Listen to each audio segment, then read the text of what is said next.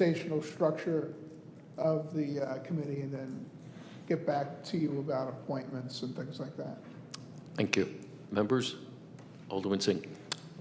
So just a clarification, Mr. Mayor. So this marketing piece that we used to have, right, that was aligned with the multicultural development program? Yeah, the funding I mentioned previously that came from Chelsea Groton, yes. Now, do you feel like a city should have its own marketing budget for all the good stuff that happens in the city, or because right now I think we are dependent upon like platforms like Global City Norwich and CDC, which is fine, and Jackie also does a lot of good work posting things on social media and all that. I've been advocating a marketing position for a number of years. I mean, the closest thing I think the city of Norwich actually has is probably Chris Rowley at NPU. And in the past, they've even offered to share his services with us, and we've taken them up on that and different things. The program yesterday with the $10 million grant to NPU, Chris worked extensively on that with Samantha, who's from the federal government, for well over a month, kept my office informed. We shared information back and forth with Chris LaRose and others. I'm sorry I couldn't share that sooner, but we were asked to embargo information on it. They wanted to make the announcement yesterday and make it real. So I did what I was told. But yeah, I think we ought to have a marketing position in the city, absolutely. With all the things that are going on, the information, the investments that are moving forward, telling that story, sharing it with others, encouraging other companies and businesses to be here, that's a day-to-day need, and we don't have it. Also, I will say countering a lot of misinformation hanging around. Absolutely. When you look at what's posted online on Facebook, I mean, I had someone yesterday criticize the award of $10 million, which is going to basically fund the capital plan for NPU for the next 5 years, and said it was a bad thing because that means they're going to be spending more money on other gas extensions. And they clearly didn't understand what the grant's replacing. It's the aged mainframe of the gas system in our city, which will make it so much safer, and I would even argue more efficient, because you won't have the loss of the leaks that occurred. And when those happen, it's too late. But you asked a very valid question. I mean, we all do our individual parts of marketing. The council, the mayor, do marketing quite a bit when you're working with people. Our office monitors and maintains the city's webpage. I do receive reports on social network items that are of interest, whether they're very negative or something that needs to be addressed. Personally, my policy is never to answer a negative one, because all it does is people read the negative one, then they come up with another one, and pretty soon you have four negative stories instead of just one. So, but I think in this day and age, you have to be aggressive in starting to get more in line with that. Now, NCDC, obviously that's part of their what they do. They're marketing the city for economic development. They do a lot of that. A good example would be the whole cannabis program. They did an extensive marketing on that to recruit manufacturers, growers to this, and it's worked pretty successful. That's just one example. They do a lot of that. But as the mayor says, if we could afford it, a part-time marketing person on staff would be better. We do utilize Chris, but I don't want to, extend my stay. We're not paying for it directly, so I'm judicious about asking him to do things. So I'd point out that we're back live operating with Channel 97 now. And our employee came back from home to help us do that, so we should thank him when you get a chance. he's invaluable. Our IT staff is small but mighty. I heard that in a movie once. Like a jockey was small but mighty, you know, so our IT staff is. Oh, I agree. She does her level best.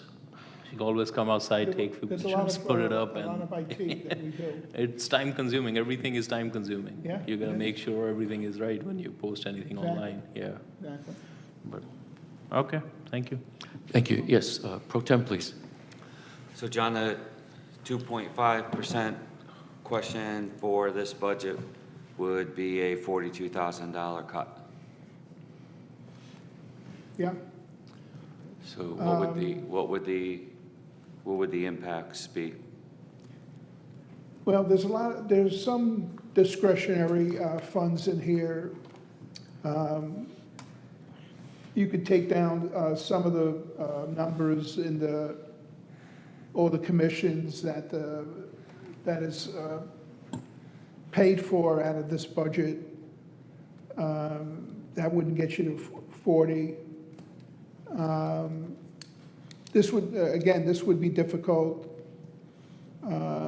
with that. You know, we have the COG dues are in here also. I neglected to say that. They did haven't mention gone that, up sorry. since I've been here, pretty much. They've been holding the line like CCM, but, and we couldn't do without using them for sure. I wouldn't even make that recommendation, so. If it came to that, we would, as you know, I do what we need to do to get a balanced budget. I'd have to really look at it closely.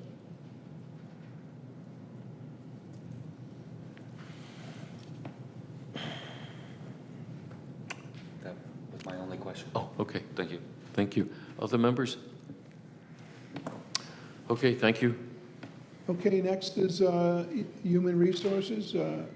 Bridget Marks is here, I think. Oh, Right, she John, right there. snuck up behind me. That budget is on page 63. 64 of the numbers.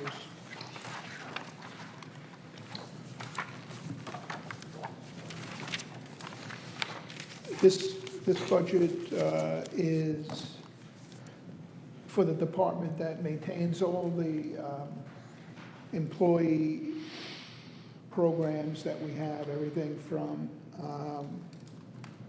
working on pension administration, to employee benefits, to personnel issues, which with an organization our size are many, and staff, the pension board, and other as needed. And I'll be kind of interesting.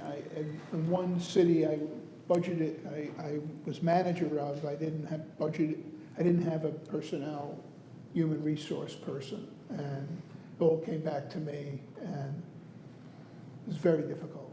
So I'm very grateful that we have the excellent staff that we have there.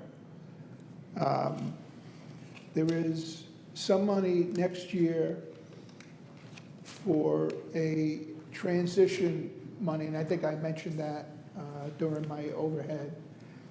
We do have one individual that is pretty certain to be retiring, a key person, and this is to integrate a new person into the person and carry over the incumbent for a little bit of time so they get educated on this. This is a highly technical job that person does. And I'll turn it over to you for expanding on anything, Bridget. Good evening, thank Good you. evening. Just a little summary on our department and what it does. I'll be very brief. We are kind of the hub for employee-related issues, not only pension and benefits. We do workers' compensation. We are the contact point for legal issues, CHRO complaints, discrimination, all the labor relation issues, if there's grievances, mediations, or arbitrations, we are the department that handles all that, and we handle all the recruitment for the city. So that is a summary. And there is, as John said, there's an increase in my budget for succession planning, because we are actually losing 2 people in the department this year. One a little bit sooner than the other, and we budgeted for the succession planning of the one that's leaving a little bit later, so. Okay. Members, questions? If we were to have to reduce by 2.5, might as well save you time than asking me. Shall I beat you to that, or? I know it's going to come up. So the explanation is, and again, and I think I've said this most nights, I didn't lead off with this. This is not anything about the integrity of the budget. It's just posing a question. If we held increase to 2.5% budget, department by department, what would the impacts of those resulting cuts? Because there are different dollar amounts for each department. How So much is? about $25,000 for your department specifically. Okay, you may not realize that most of our costs are fixed. Things like the unemployment tax, pre-employment physicals, psychological evaluations, CDL drug testing, that all comes out of my department, and those really can't be cut. While I think everything is essential, if I had to comply with your request and identify something that's not either mandated by contract or other kind of statute or ordinance, I could identify part of the succession planning money, which I feel is critical to a successful transition. We also have a summer internship program, a diversity internship program that we work in conjunction with NFA, their diversity program, and they provide us with up to 4 to 5 interns this summer, which their salary comes out of my budget, so that would be another thing that's not mandated by contract or ordinance or any kind of statute. So if I had to identify, that's what I would identify, those 2 things. Thank you for that. That's all I have. Other members? No, thank you. Thank you, Bridget. The next budget is finance, and then treasurer, and then assessor. And as you can see, I'm handling finance tonight due to some unforeseen issues. As you can see, the budget goes up incrementally, and it's related directly to some salary increases and fringe benefit costs. That's about half of the increase. Then there is software upgrades, which doesn't go up much, only about 5, but it is, as you can see, it's taking more and more of the budget. Just 2 years ago, we were budgeting 114, and now we're up to 161. It's $40,000. Software is not getting less expensive, unfortunately, and the same thing with hardware, although we're pretty up to date on that right now. So our audit expenses, we renewed the audit, and it went up, unfortunately, significantly this year, I thought. But we're pleased with the performance they do, so we kind of accepted it. We did negotiate it down a little bit.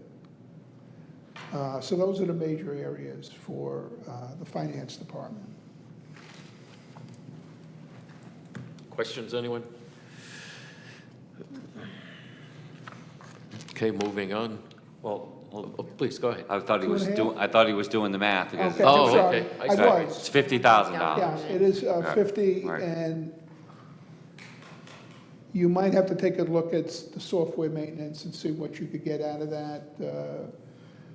Sometimes we go multi-year to get a better price instead of going just one year incrementally.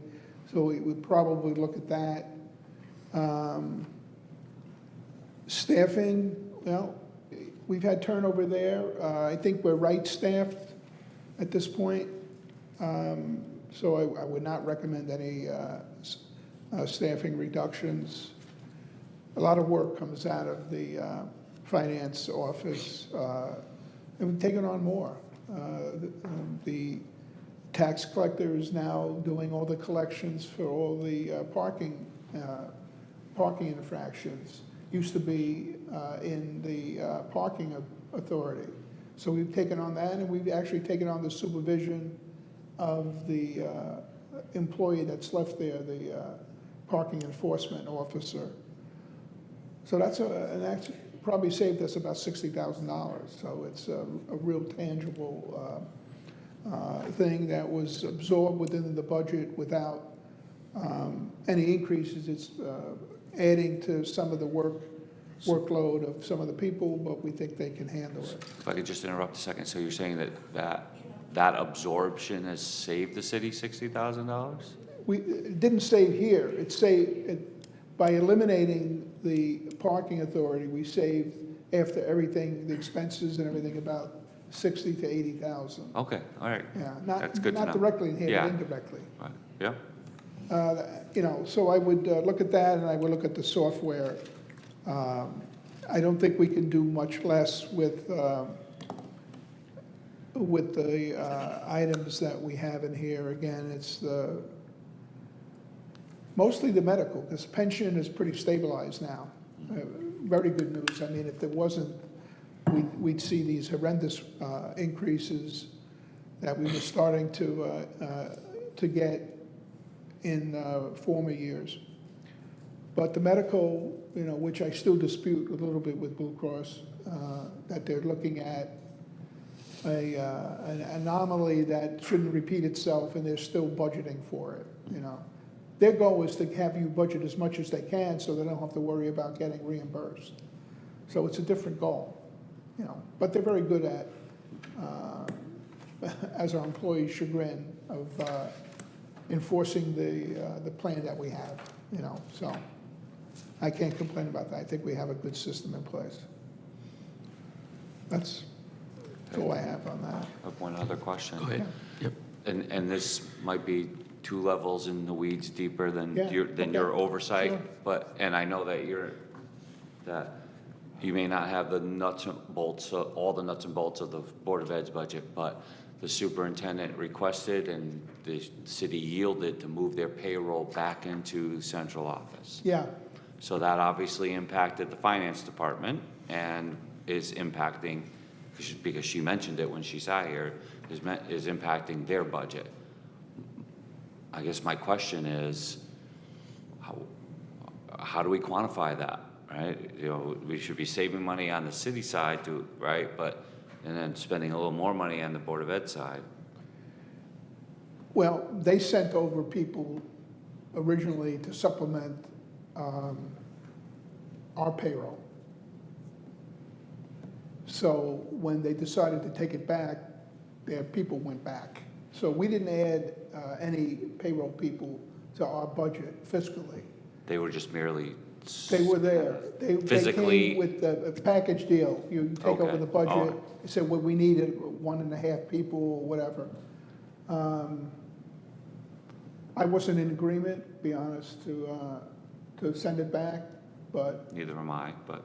that was prerogative ultimately of the superintendent, and I wasn't going to get into a life and death battle over it. Their payroll was complicated, and it was not historically complicated not because of Kristen, but previous business options that they did with payroll that made it extremely work intensive on that. So the answer is that we're not saving a lot. We are saving a little bit of time, even for the one person that we have there was doing partially doing the payroll for them and being the answer person for the conversion. So that conversion's not happening, so they have more time to spend on doing a good job for us. So just to be clear, because this will be a conversation at the first ad hoc meeting, is going to be now, so the folks that are in the BOE budget are not an increase to the budget, right? So if we're not deducting people because they moved back, right, then they I don't know how they budgeted then theirs, they yeah. should not be adding people because they moved back, right? It should be Yeah. even swap. They're in central office, just not in city hall anymore, right? I think it's a great question. I'm not sure of the answer. Okay. You got 3 meetings scheduled. That'll be interesting to know, You right? got 3 meetings scheduled, you got at least Yeah. one question you have now. Okay, that's all. I don't want to belabor it. You hit that nail right on the head. Hmm? You hit the nail right on the head. Yep. Next is treasurer, we do have our Treasurer, yeah, treasurer Mike's here. here, yep. To keep me company, thank you. Yeah, thank you, Tom. The treasurer's budget is on page 61.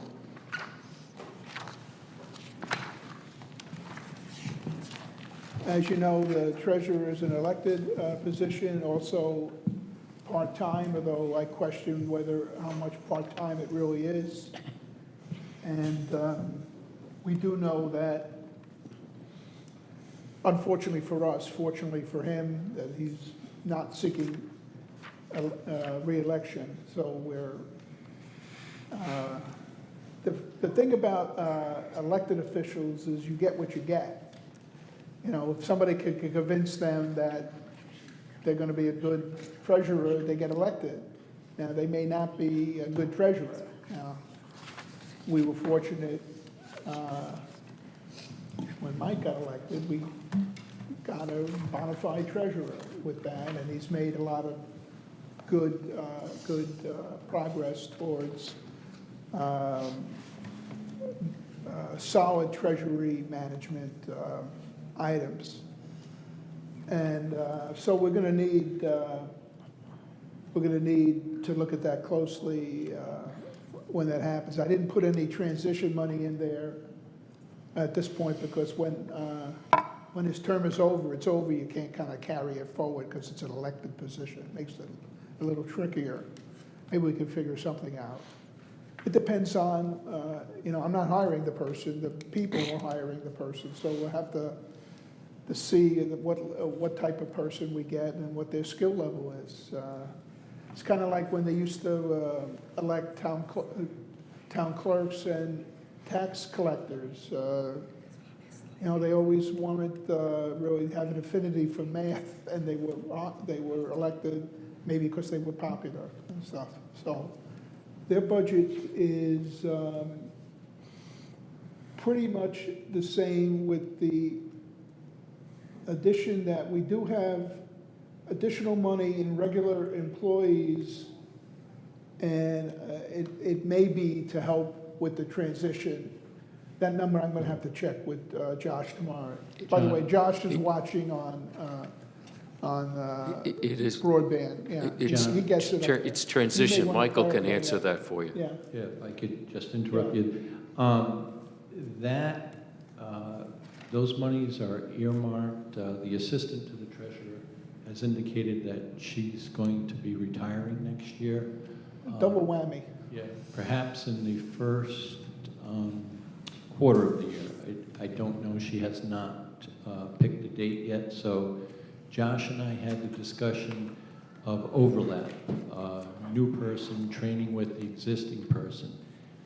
He asked me what I thought, and based on the duties, there's quite a bit. Plus, by charter, you got to keep in mind that there's only two people that have access to the purse strings, and that's the treasurer and the assistant to the treasurer.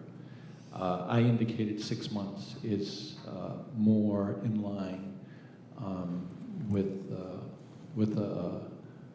an easy transition, seeing that I'm going the first week of December. So that's what those There was Yeah, additional and that's what monies we were for it. hoping to do with the treasurer, but we're not allowed to do it because of election situation. And we're continuing to do it where we can with, we really neglected transition in the past, and with a crucial position where it's one person that is crucial to the department, it's just good business to get a transition plan in effect. So that's the part of the increase in, the rest is some salary increases, but most of it is for the transition person. Thanks for reminding me of that, Yeah, Mike. and I'll just add to, when I was first elected, the assistant to the treasurer trained me on a lot of items, was very, very important to me, and a lot of expertise there. Mike and everyone, it's a couple of minutes after 7:30. We have a public hearing to begin. I apologize to our department head who's here, but looking at the number of people in the room, I don't think it will be a long intermission. But do you want to just briefly speak to your projections on interest earned? And I know it's a two-sided sword. 7:30 already. Yeah, this fiscal year, we budgeted 450,000, and I'm pretty confident saying that we're going to hit about 2 million by the end of the fiscal year. I would think next year it's going to be slightly more, only because old maturities are coming due and we're reinvesting at the higher rates. But again, who knows? You just don't know. But if I was to guess, it's going to be about that number again. So somewhere around 2 million. Somewhere around 2 million. Thank you. Questions, members? Please. So you heard the 2.5% question, but I'm going to hold off, and here's why. To start with this question, aside from yourself, are all the other employees in your department unionized, and therefore their salaries are dictated by CBA? There's two. There's two. Yeah. Now, and keep in mind that the assistant to the treasurer and the treasurer are the only ones that have access to the money. Right. You can't touch those. Yeah. The other position, I'm going to refer you to Josh, because she primarily does accounting, finance accounting. Yeah. And the only reason why I ask it and ask it that way is because the 2.5% question for you would be like $60,000, and when I only see 9 lines of items here, Yeah. and they're all $100, hundreds of Yeah, dollars, not tens of thousands. Yeah, right? we don't have much Right. in the way of So expenses. it would be fair to say to find $60,000 in your budget of wiggle room You'd wipe would out be a a position. foolish thing to try to do. That would be very foolish. Okay, fair enough. That answers the question. Thank you. Yep. Thank you. Thank you, Mike. Excuse me, she just needs like 10 seconds to change the disc. Okay. All right. And again, I apologize to members of the public. So you want me to finish it? Michael, are we stretching it? No, I think you're fine. Okay. All right. Yep, let's go. Okay, thank you. Assessors budget is on page 59. This budget is a very status quo. There is a difference between the projected for this year and the request for next year. But that's only because we had a vacancy twice during the year on the assistant. We had a person that left, and so we had quite a bit of vacancy. I don't know how many months it was, but it was a significant part of the year. So this funds the 4 positions fully. Obviously, the projected is based on what we knew we were going to spend. If you look at the the budget for that year, it was 162. So our projected was lower because we didn't pay an individual. There wasn't an incumbent in there for 12 months. They were probably 7 or 8 months, if that.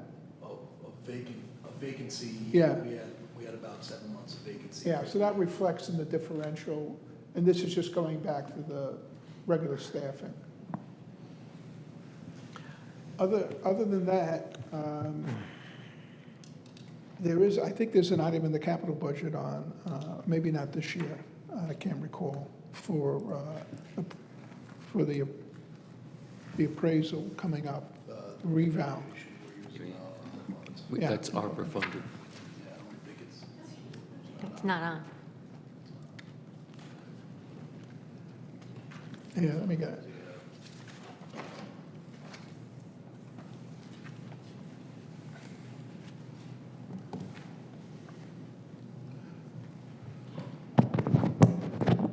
You see how I am with IT. The reevaluation is being funded by ARPA funds, so and the reevaluation's underway currently. That was a great use of our funds. Thank you. Members, Alderman Singh. Thank you. Thank you, Bill. Just a quick question on, due to the vacancy, I know the projected number has decreased to 131K, but fringe benefits have not decreased at all. So that number doesn't fluctuate at all? As far as the fringe benefit calculation, that's typically something that I don't play any part in. That's a calculation typically done by Josh in finance based on the number of employees that they've allocated to my office. So that's not a calculation. So I'm not sure why the fringe benefits wouldn't change with a vacancy. I can double check with Josh about that. We'll do that. I think ultimately there is less spent. It doesn't show up in the projected, but because if they're not there, they're not getting fringe benefits. This shows the allocation at 100%. Okay, thank you. Thank you. Other members? Yes, Pro Tem. Thank you. So, good to see you again. It's been a little while, but it is good to see you. So you've heard the question I've been asking everybody. So a 2.5% increase over your current budget would mean about a $44,000 cut, all right, from the proposed, right, that we have in front of us. And not to target any one thing, but you know, when I look at your line items, the only thing that really, I hate to say sticks out, but you know, equipment, furniture, and maintenance, $46,000. Again, in order to try to keep this brief, really, I would see if we were to ask you for that kind of money, that's really, unless you zeroed out almost everything else in your budget, that's, you know, that's where that would come from. Thank you. But the issue I have, I don't want to say the issue, but the question I have is, what impact would that have, right, on your operation? Sure. So that title probably isn't a great title for what is actually comprised of that 46,000. So that is our CAMA maintenance, which is vision appraisal. That's our quality data, which is the system that takes the valuation, applies mill rate to it, talks to the tax collector. So those are all of our software programs that we use for the appraisal process in our office. That's not furniture and fixtures and whatnot. Okay. But in terms of, you know, obviously I was prepared for the 2.5% question. I had heard it. I don't have a lot of extras in my budget. You know, for a city this size, we run pretty lean in terms of staff when you compare us to other cities and towns with the same population, same number of parcels. You know, and a lot of what's in my budget goes to work for the city, right? So the $10,000 in the professional development, that's so we can pay for audits for personal property. We had a line item of a couple years ago of 26,000 in there, and we found that money has now come to bear, and the city gained $75,000 from those personal property audits. So in my mind, every dollar is well spent in this office because it is going towards discovering value out there. I hope that's probably not a great answer, but I constantly, since I've taken over, I try to yearly cut where I can, whether it's with not doing all of the educational requirements or trying to scale back at times. I don't know really a place where we could find that kind of money in this budget, to be honest with you. Well, that's fair enough, and so if I'm understanding you correctly, and I'll close on this so we can move along, your point is that if those dollars were to be cut, then the revenue that comes in as a result of that work through your office would also be cut. Correct. Or be lost. In that program alone, that's a 300% return on investment. So it kind of goes to that same mindset with my department. That's exactly what I wanted to know. So with license plates and cars now?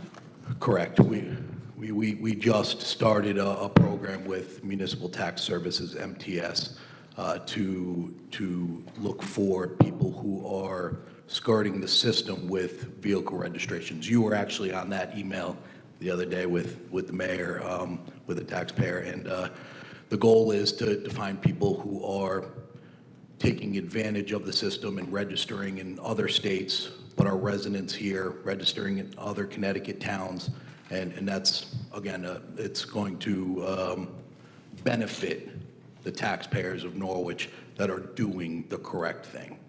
So. Thank you. Thank you. Thank you. Alderman Singh. Sorry, just a quick one. So who's dealing with that investigation kind of stuff? With MTS? Yeah. Specifically? So MTS is going to be doing all of the investigating itself. So they will be boots on the ground, scanning license plates, doing the investigation.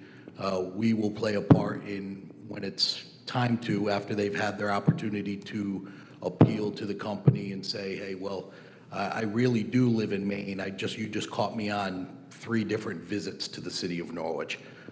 After the investigation plays out, then we now play a part in creating the value which will generate the tax bill. Both Carlene and I will have a part in this as we keep track, but at the end of the day, it's not a cost to the city other than our department's time.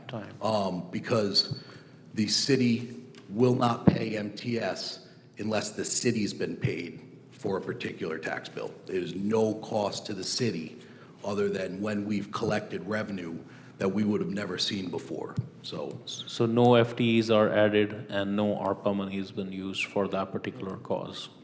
that program funds itself. Okay. There's no money going out from the city. Okay, thank you. Thank you. Other questions? Thank you. Okay, that concludes the budget hearings on the departments, and I'm going to switch up to the dais. That's good. We're all in chair at the ready.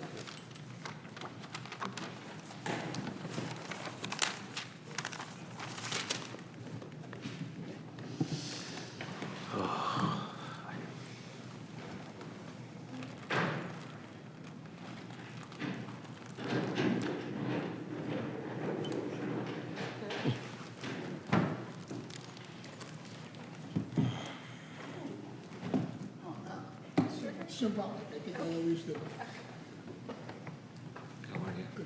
Changing roles, that's what it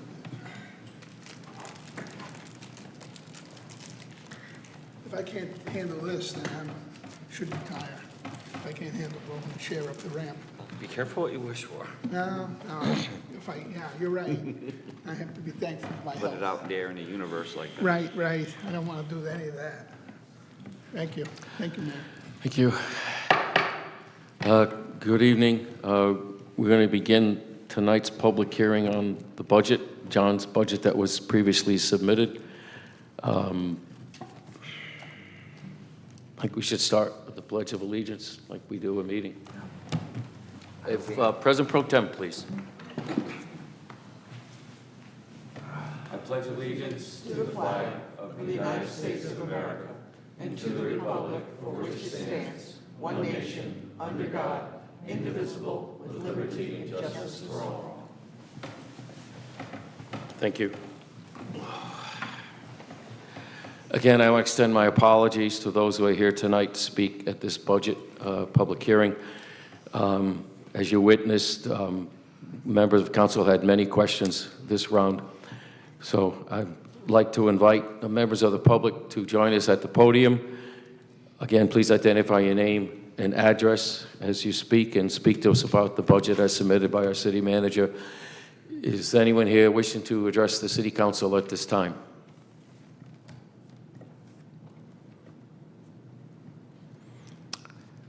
Does anyone wish to, please?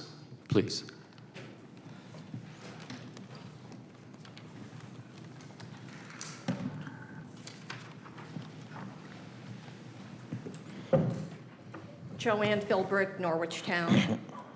I will tell you straight up that this is not going to be a pleasant conversation. I have been coming to these budget hearings for 18 years. For 4 of them, I actually sat where you're sitting.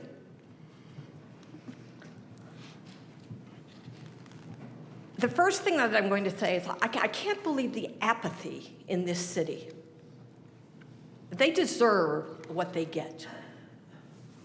Because out of a city of 37,000 people, there are 2 here. 3. Sorry, Bill. You're going to be sitting up there pretty soon, so. I just have to tell you, or ask you, implore you,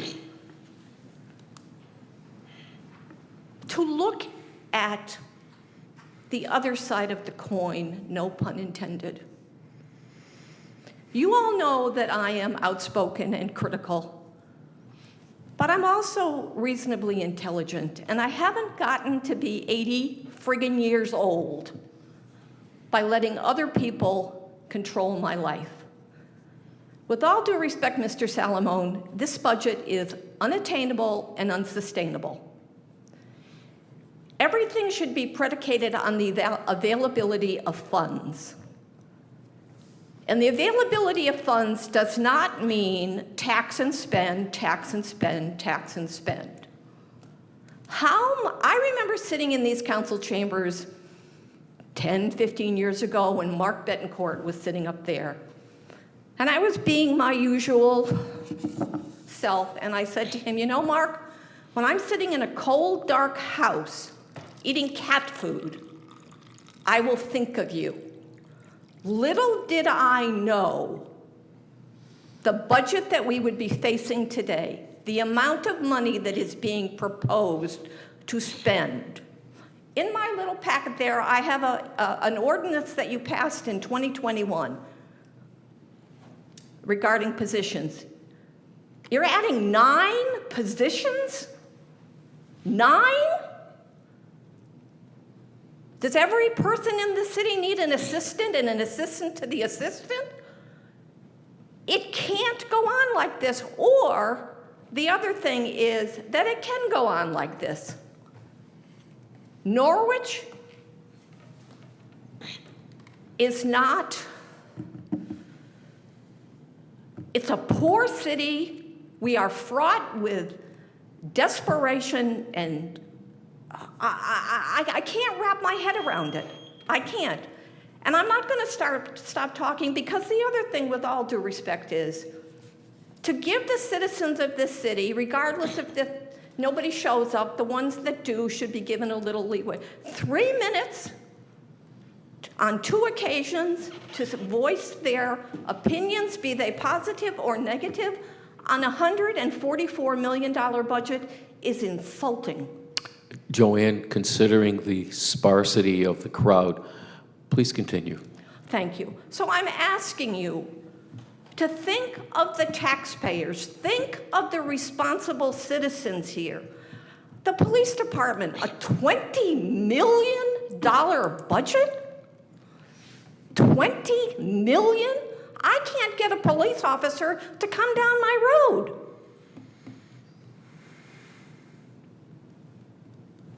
I can't do it anymore. I have worked my entire friggin' life so that in my last years, I could have a quality of life. You have no idea how it is to live on less than $1,500 a month. By the time I pay my taxes, my utilities, and my home insurance, I have basically nothing left.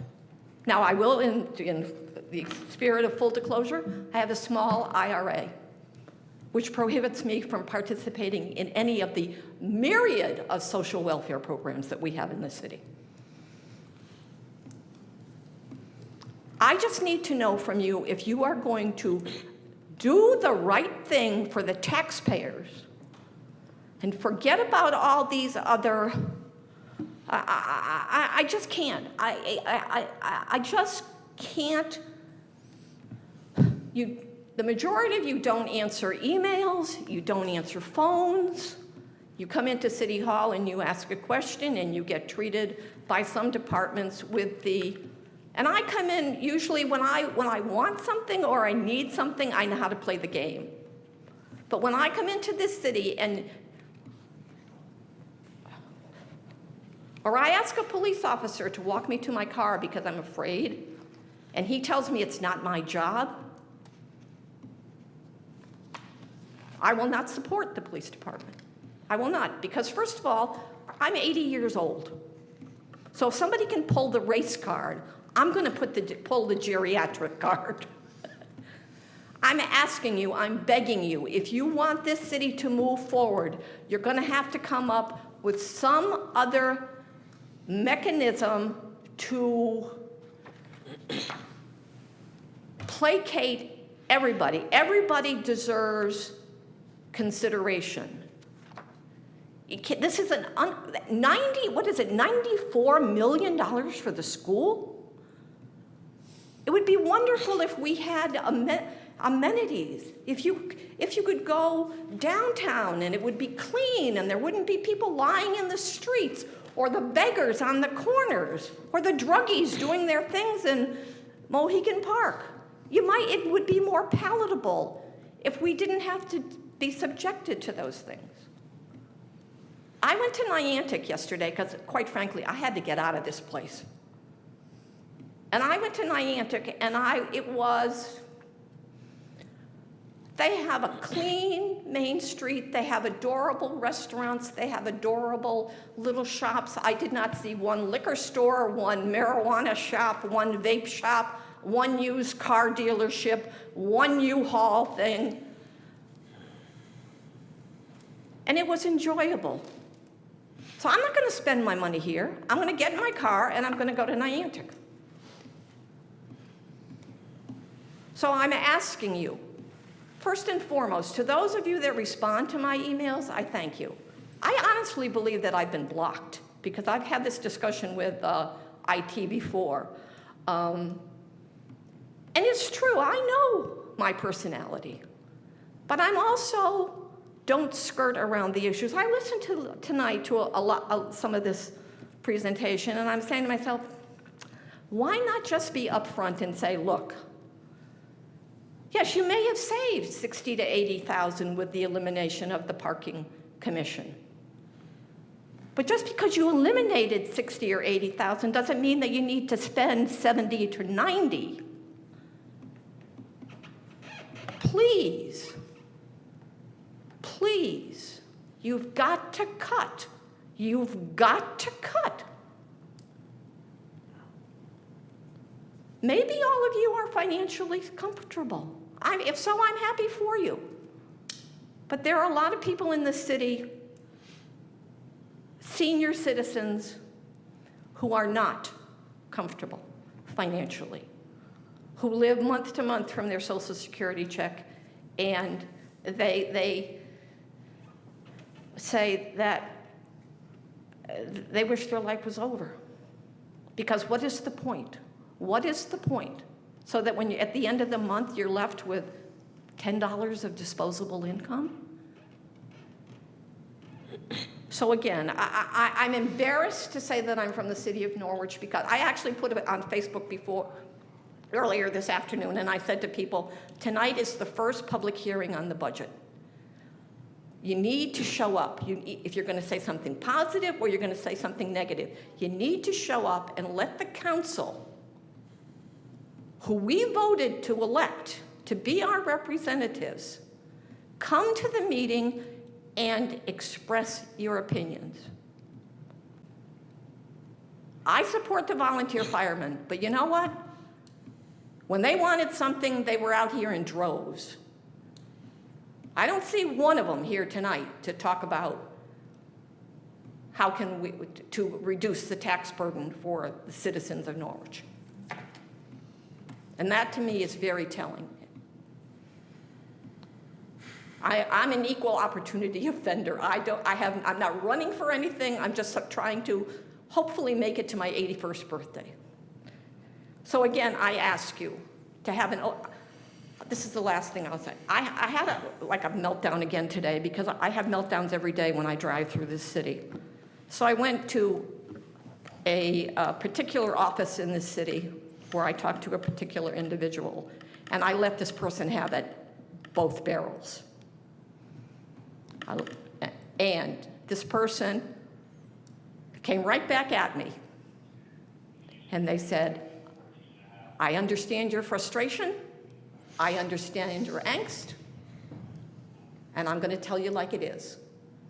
And I'm not going to tell you what they said. But that was an open, candid conversation where I was mad at them, they were mad at me because of the way I presented myself, but when it all was said and done, we were all laughing and being kind and considerate of each other. So I know, as I said, I know you're going to do what you're going to do.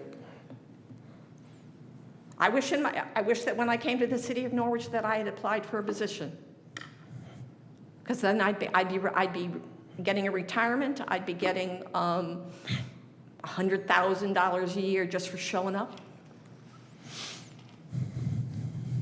Please take a hard look. You have to make difficult choices.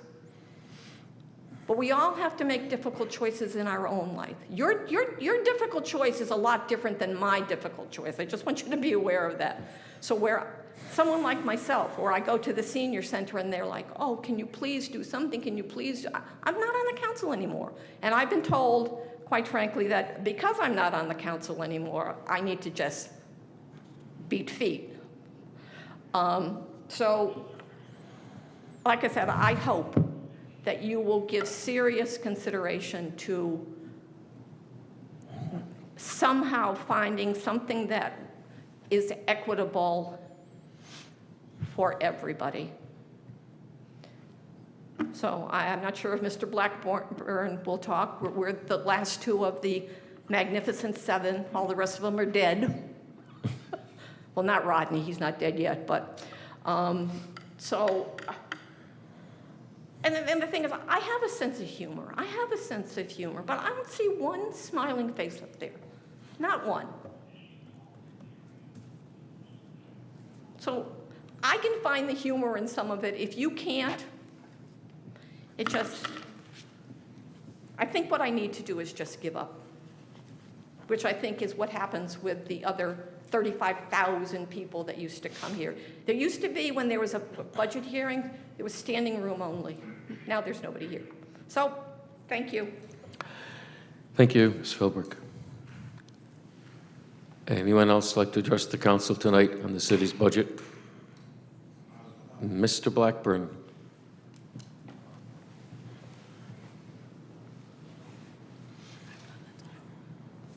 John Blackburn, 15 Ellis Street, Norwich, Connecticut. I've owned my house since 1970. And every year, always, tax increase. Never decrease, tax increase. No matter how little, it's still an increase. Now, there's a lot of people, like Joanne. I even have relatives that are on fixed income. I am myself. But luckily, I worked for the government for the past 28 years, and I have a little better than some people, but still, it hurts, especially when you go to the grocery store. Go get heating oil, utilities, everything. We're trying to run the house and trying to save a few bucks extra. It's impossible. So you got to scrimp and save, and hopefully, you people will take a hard look at this budget. I know it's going to be tough, especially that Board of Education there. They're way out of whack. Every year they ask for 6%, 6%, 6%. Where are we supposed to get it? Where? And they know they're going to be cut. So even if you cut it 3%, they still got an increase. We have to pay more. But please take a look at it. Make a hard choice. Do what you have to do. I know it's not going to be easy. Hey, it is what it is. You got to help the people out because these people on fixed income, they're not cutting it. Thank you. Thank you, sir. I'd also like to speak to the council at this time. Anyone else like to speak to the council at this time?